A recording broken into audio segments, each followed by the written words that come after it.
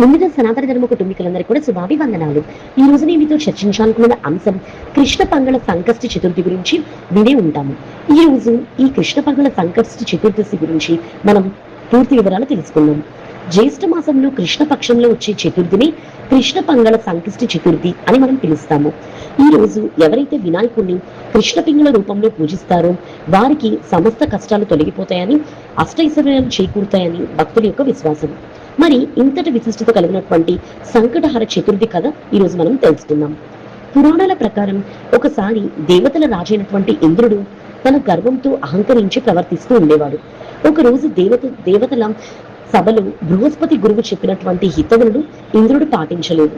దీనివల్ల బృహస్పతి ఆగ్రహించి ఆ సభను వదిలి వెళ్ళిపోతారు. గురువు అపరాధం చేయడం వలన ఇంద్రుడికి సమస్త సంపదలు, అధికారం దూరమవుతాయి. అదే సమయంలో రాక్షసులు తమ బలాన్ని చేకూర్చుకొని దేవతల మీద యుద్ధం చేసి స్వర్గాన్ని ఆక్రమించుకుంటారు. దిక్కుతోచని స్థితిలో ఉన్నటువంటి ఇంద్రుడు తన తప్పు తెలుసుకొని బ్రహ్మదేవుడిని శరణు కోరుకుంటాడు. అప్పుడు బ్రహ్మదేవుడు, దేవేంద్ర, నీవు చేసిన తప్పుకు ప్రాయశ్చిత్తంగా సమస్త విఘ్నాలను తొలగించి శ్రీ మహాగణపతిని భక్తి శ్రద్ధలతో పూజించు. సంకష్టి చతుర్థి వ్రతాన్ని ఆచరిస్తే నీకు పూర్వ వైభవం తిరిగి వస్తుందని ఉపాయం చెప్తాడు.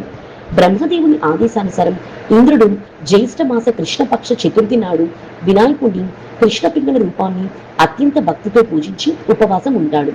వినాయకుడు ఇంద్రుని భక్తి శ్రద్ధలకు మెచ్చి ఆయన శాపాన్ని, కష్టాలను తొలగించి స్వర్గలోక సిరి సంపదలను తిరిగి అనుగ్రహిస్తాడు.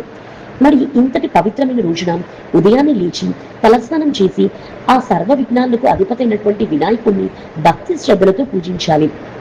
రోజంతా ఉపవాసం ఉండి సాయంత్రం వేళలో వినాయకుడికి గరిక, పూలు నైవేద్యం సమర్పించి పూజ చేయాలి.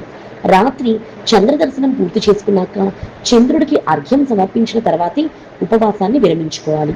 ఈ సంవత్సరం జూలై 3వ తారీఖున సంకటహర చతుర్థి మనకు దర్శనమిస్తూ ఉంటుంది. ఈ రోజు ఎవరైతే వినాయకుడిని గరిక మరియు పూలతో పూజ చేసి ఉదయం నుంచి సాయంత్రం వరకు ఉపవాసం ఉండి చంద్రుని యొక్క దర్శనం అయ్యాక ఎవరైతే ఆహారాన్ని భుజిస్తారో వారికి వినాయకుడి యొక్క సకల శుభాలు చేకూరుతాయని నమ్మకం.